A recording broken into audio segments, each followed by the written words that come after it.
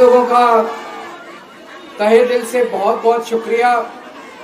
इतनी तपती धूप के अंदर इतनी देर से इतनी बड़ी संख्या में आप लोग मेरा इंतजार कर रहे हैं, मैं आपका तहे दिल से बहुत बहुत शुक्रिया अदा करना चाहता हूं। जितने लोग इस वक्त टीवी में देख रहे हैं, उन सब दर्शकों का भी मैं तहे दिल से शुक्रिया अदा करना चाहता हूं। सबको मेरा नमस्कार, सबको मेरा प्रणाम। दोस्तों, सीधा जेल से मैं आप लोगों के बीच में आ रहा हूं। आपके बीच में आके बहुत अच्छा लग रहा है।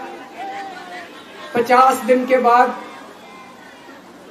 अभी मैं, मेरी पत्नी भगवंत मान साहब, हम लोग कनॉट प्लेस में हनुमान मंदिर में गए थे।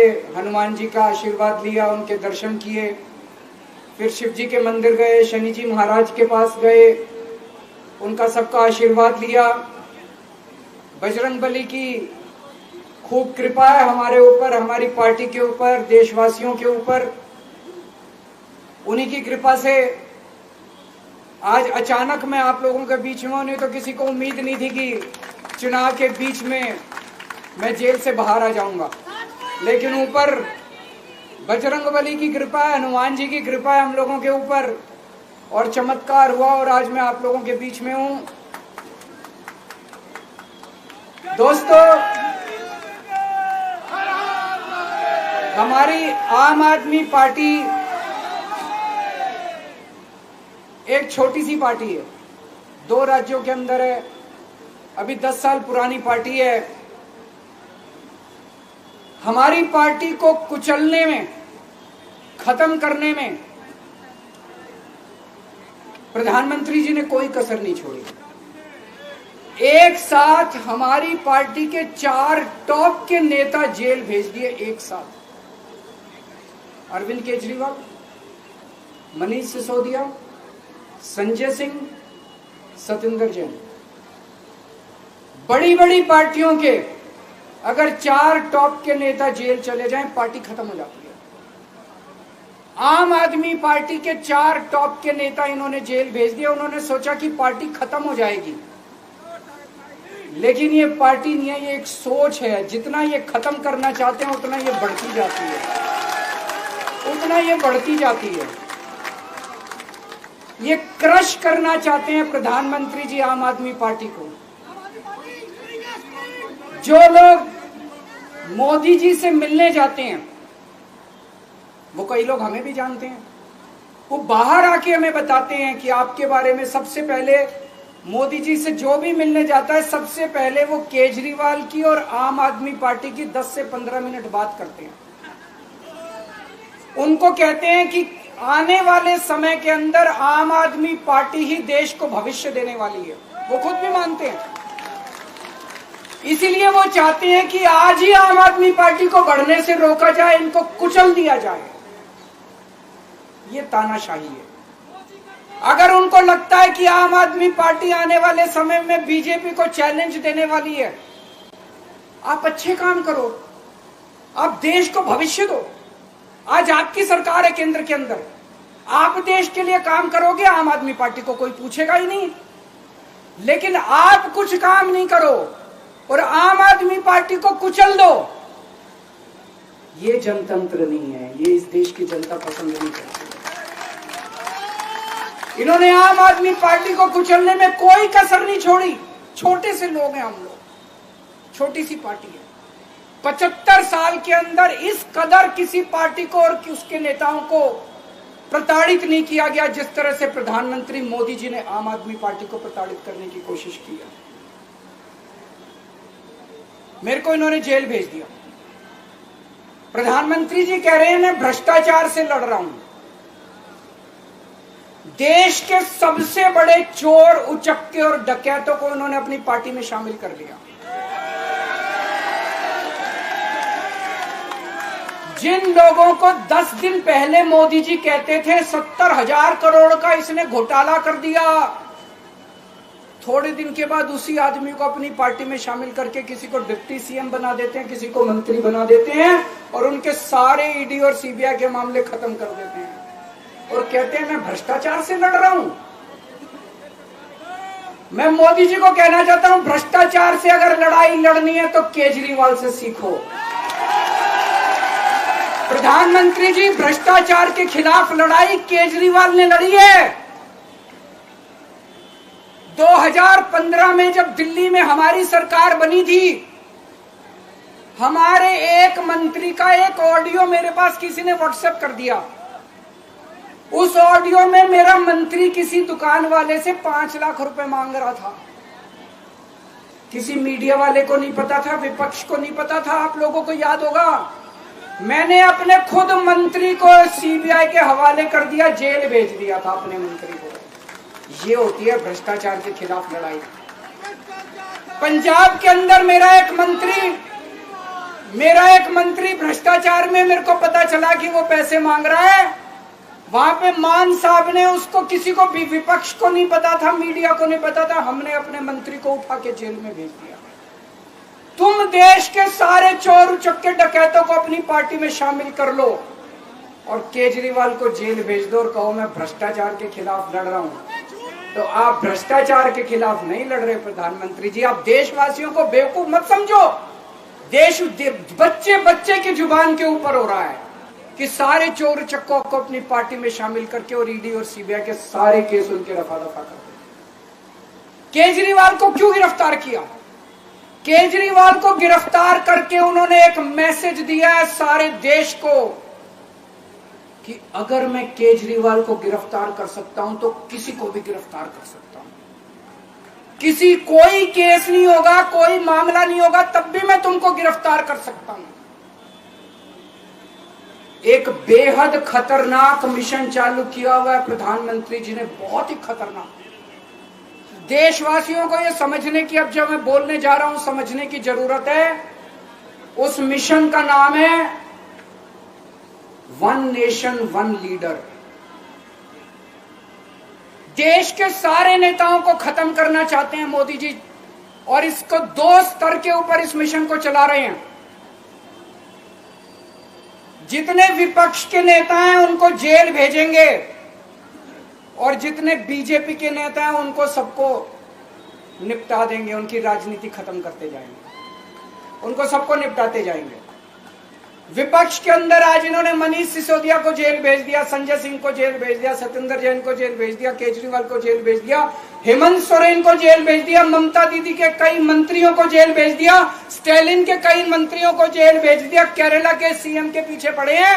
अगर ये चुनाव जीत गए, मेरे से लिखवा लो एफिडेविट के ऊपर, थोड़े दिन के बाद ममता दीदी जेल में होंगी, तेजस्वी यादव जेल में होगा, स्टालिन साहब जेल के अंदर होंगे, पिनरई विजयन जेल के अंदर होंगे, उद्धव ठाकरे जेल के अंदर होंगे, जितने विपक्ष के नेता ये सारे जेल के अंदर होंगे। अगर ये चुनाव जीत गए, इन्होंने बीजेपी का एक नेता नहीं छोड़ा। आडवाणी जी की राजनीति खत्म कर दी इन्होंने, मुरली मनोहर जोशी की राजनीति खत्म कर दी, सुमित्रा महाजन की, शिवराज सिंह चौहान जिसने मध्य प्रदेश का चुनाव जीत के दिया इन लोगों ने, शिवराज सिंह चौहान ने उसको मुख्यमंत्री नहीं बनाया, उसकी राजनीति खत्म कर दी। वसुंधरा राजे की राजनीति खत्म कर दी इन्होंने, खट्टर साहब की राजनीति खत्म कर दी, डॉक्टर रमन सिंह की राजनीति खत्म कर दी। अब अगला किसका नंबर है? योगी आदित्यनाथ। अगर ये चुनाव जीत गए, मेरे से लिखवा लो, 2 महीने के अंदर उत्तर प्रदेश का मुख्यमंत्री बदल देंगे। योगी आदित्यनाथ की राजनीति खत्म करेंगे, उनको भी निपटा देंगे। यही तानाशाही है दोस्तों। वन नेशन वन लीडर ये चाहते हैं, एक ही तानाशाह इस देश के अंदर बचेगा, एक ही तानाशाह इस देश के अंदर बचेगा। हमारा देश बहुत महान है, 4000 5000 साल पुराना हमारा देश है। इसके पहले पिछले 4000 साल में कई मौके आए जब इस देश के ऊपर तानाशाहों ने कब्जा करने की कोशिश की, लेकिन हमारे देश के लोगों ने उन तानाशाहों का तख्ता उखाड़ के फेंक दिया। जब जब हमारे देश में ऐसा मौका आया कि तानाशाह ने हमारे देश के ऊपर कब्जा करने की कोशिश की, इस देश की जनता ने उसका तख्ता उखाड़ के फेंक दिया। आज एक तानाशाह इस देश से जनतंत्र खत्म करना चाहता है। आज एक तानाशाह इस देश से लोकशाही खत्म करना चाहता है। मैं पूरे तन मन धन से लड़ रहा हूं, संघर्ष कर रहा हूं उस तानाशाह के खिलाफ। 140 करोड़ लोगों का साथ चाहता हूं मैं। मेरे अकेले के करने से नहीं होगा। 140 आज मैं आप लोगों से भीख मांगने के लिए आया हूं, 140 करोड़ लोगों से, 140 करोड़ लोगों से भीख मांगने के लिए आया हूं। मेरे देश को बचा लो, मेरे भारतवर्ष को बचा लो, मेरा भारत बहुत महान है। इस तानाशाही से बचा लो मेरे दोस्त, मेरे देश को।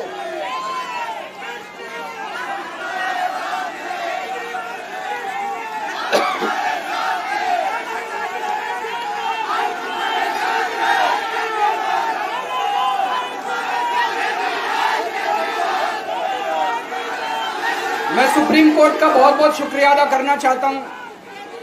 उन्होंने 21 दिन दिए हैं, एक एक दिन में 24 घंटे हैं। मैं एक दिन में 24 में से 36 घंटे काम करूंगा, पूरे देश भर में घूमूंगा इस तानाशाही को रोकने के लिए। दोस्तों, जितनी मेरे अंदर ताकत है, मेरा सब कुछ कुर्बान है देश के लिए। मेरा तन मन धन सब कुछ कुर्बान है मेरे देश के लिए। मेरे खून का एक एक कतरा मेरे देश के लिए, मेरे शरीर का एक एक कतरा, मेरी जिंदगी का एक एक पल मेरे देश के लिए। मेरे देश को बचाने के लिए मैं पूरे देश में जाऊंगा। दोस्तों,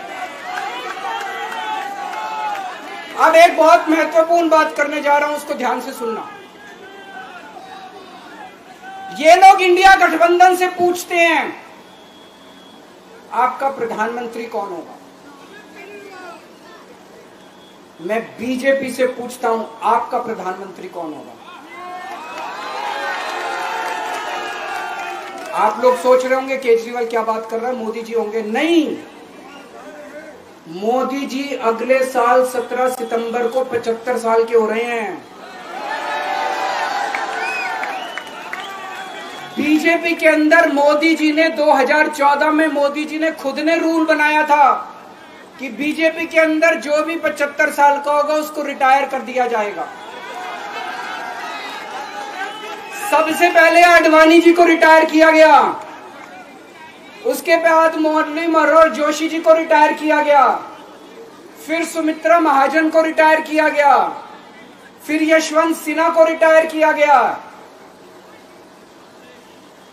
अब मोदी जी अगले साल 17 सितंबर को रिटायर होने वाले हैं।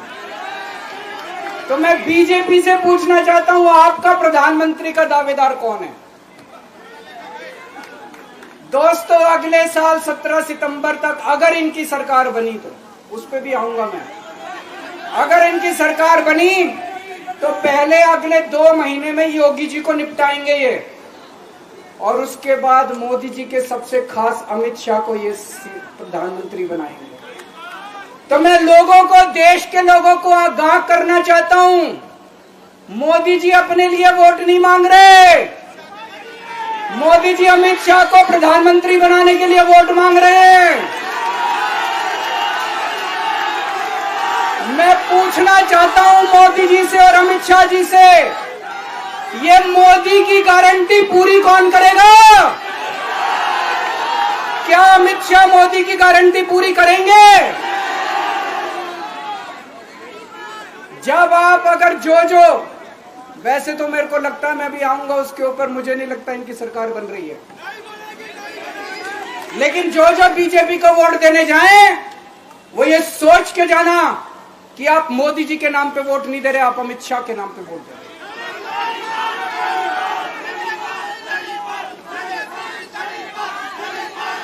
अब एक खुशखबरी है आप लोगों के लिए, अब एक खुशखबरी है। सबको बता देना जो मैंने बातें कही है, बड़ी सोच समझ के कही है। वहां बैठ के यही सोच रहा था 50 दिन से।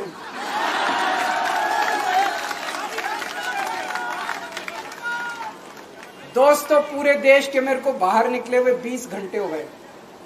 इन 20 घंटों के अंदर भी मैंने रात भर में जनता से बात कर रहा था, लोगों से फोन कर रहा था।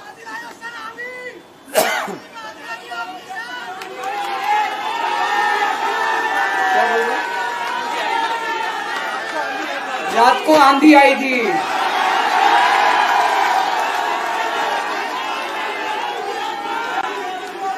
पिछले 20 घंटे में मैंने जो बातचीत करी है, कई बड़े बड़े एक्सपर्ट से बात की, चुनाव विश्लेषकों से बात की, सेफोलॉजिस्ट से बात की, जनता से बात की, फोन पे लोगों से। मेरा अपना आकलन है कि 4 जून के बाद इनकी सरकार नहीं बन रही, मोदी सरकार नहीं बन रही। दोस्तों, अगर मैं गलत हूं तो मेरे को बताना। हरियाणा में इनकी सीट कम हो रही है, राजस्थान में कम हो रही है, कर्नाटक में कम हो रही है, दिल्ली में कम हो रही है, बिहार में कम हो रही है, महाराष्ट्र में कम हो रही है, कर्नाटक में कम हो रही है, बंगाल में कम हो रही है, झारखंड में कम हो रही है। बढ़ कहां रही है? यूपी में कम हो रही है, बढ़ कहां रही है? बड़े एक भी जगह इनकी सीटें नहीं बढ़ रही हैं। मेरा अपना मानना है, और सट्टा बाजार में भी जो चल रहा है, इनकी 220 से 230 के बीच में सीट आ रही है, उससे ज्यादा सीट नहीं आ रही। मोदी सरकार नहीं बन रही है, केंद्र में इंडिया गठबंधन की सरकार बन रही है। आम आदमी पार्टी उस सरकार का हिस्सा होगी। दिल्ली को पूर्ण राज्य दिलाएंगे। दिल्ली का एलजी लोगों का एलजी होगा, दिल्ली का एलजी दिल्ली वालों का एलजी होगा। गुजरात से आया हुआ है अभी, दिल्ली के लोगों का एलजी होगा, दिल्ली के लोगों का विकास होगा। एक और पॉइंट है, जब मैं जेल के अंदर था तो कुछ लोगों ने यह मुद्दा उठाया, केजरीवाल सीएम पद से इस्तीफा क्यों नहीं देता। दोस्तों, केजरीवाल को कभी किसी पद का लालच नहीं हुआ। मैं आप मंत्री, मुख्यमंत्री, प्रधानमंत्री ये सब बनने नहीं आया। इनकम टैक्स में कमिश्नर की नौकरी करता था। कमिश्नर की नौकरी छोड़ के दिल्ली की झुग्गियों के अंदर 1 नहीं, 2 नहीं, 3 नहीं, 10 साल तक मैंने दिल्ली की झुग्गियों के अंदर काम किया है, सुंदर नगरी और नंद नगर की झुग्गियों के अंदर, इनकम टैक्स कमिश्नर की नौकरी छोड़ के। जब मेरे को दिल्ली की जनता ने पहली बार सीएम बनाया, असूलों के ऊपर 49 दिन के अंदर सीएम पद से इस्तीफा दे दिया था। एक चपरासी की नौकरी कोई नहीं छोड़ता। सीएम बनने के लिए लोग अपना दायां हाथ कटाने के लिए तैयार होते हैं। मैंने खुद से अपने आप सीएम की कुर्सी को लात मार दी थी 49 दिन के अंदर। मेरे लिए सीएम पद इंपॉर्टेंट नहीं है। आज मैंने सीएम पद से इस्तीफा क्यों नहीं दिया जेल जाने के बाद? दोस्तों, पिछले 75 साल में भारतवर्ष में इतने राज्यों के चुनाव हुए, इतने राज्यों के चुनाव हुए, दिल्ली के अंदर सबसे ऐतिहासिक बहुमत से आम आदमी पार्टी जीती। 55-56% वोट, एक बार 67 सीट, एक बार 62 सीट। इतने भारी बहुमत से आज तक कोई राज्य की सरकार 75 साल में नहीं जीती। इतने भारी बहुमत से जीतने के बावजूद झूठा केस, अब उनको पता है वो हमें हरा नहीं सकते दिल्ली के अंदर। उन्हें पता है अगले 20 साल तक दिल्ली में आम आदमी पार्टी को कोई नहीं हरा सकता। तो उन्होंने एक षड्यंत्र रचा, राजनीतिक षड्यंत्र रचा। केजरीवाल को झूठे केस में जेल भेज दो, केजरीवाल को इस्तीफा देना पड़ेगा, केजरीवाल की सरकार गिर जाएगी। उन्होंने ये षड्यंत्र रचा। मैंने कहा मैं भी इस्तीफा नहीं दूंगा। तुम अगर जनतंत्र को जेल में कैद करोगे तो जनतंत्र जेल से चला के दिखाएंगे। दोस्तों, सरकार भी जेल से चला के दिखाएंगे। कतई इस्तीफा, तुम्हारे ट्रैप में फंसने वाले नहीं हम। ये अगर हेमंत सोरेन साहब को भी इस्तीफा नहीं देना चाहिए था, जेल से सरकार चलानी चाहिए। अगर हमने इस्तीफा दे दिया, ये तो बड़ा अच्छा इनके लिए। जिस राज्य के अंदर ये चुनाव हारेंगे उसके मुख्यमंत्री को पकड़ के जेल में डाल दो, सरकार गिरा दो। उसके मुख्यमंत्री को पकड़ के जेल में डाल दो, सरकार। आज मैं अगर दिल्ली की जेल के अंदर रह के दिल्ली की जेल से इस्तीफा नहीं दे रहा, वो इस तानाशाही के खिलाफ संघर्ष कर रहा हूं, इसको समझ लेना। केजरीवाल को किसी पद का लालच नहीं है। सीएम तो 100 सीएम की कुर्सी देश के नाम कुर्बान है। मुझे पता चला मेरे जेल जाने से बहुत लोग भावुक हुए, खासकर मेरी माँ, बहनें, महिलाएं बहुत रोई, कईयों ने बहुत मन्नतें मांगी। मैं सबका बहुत बहुत शुक्रिया अदा करना चाहता हूं जिन लोगों ने अपनी दुआएं, करोड़ों करोड़ों लोगों ने अपनी दुआएं भेजी हैं। पूरी दुनिया भर से करोड़ों लोगों ने दुआएं भेजी। उन्हीं के आशीर्वाद का कमाल है कि आज मैं आप लोगों के बीच में हूं। आप लोग सब लोग सुखी रहें, देश खूब तरक्की करे, फले फूले, आप सब लोग खूब खुश रहें, ऐसी मेरी प्रभु से इच्छा है। भारत माता की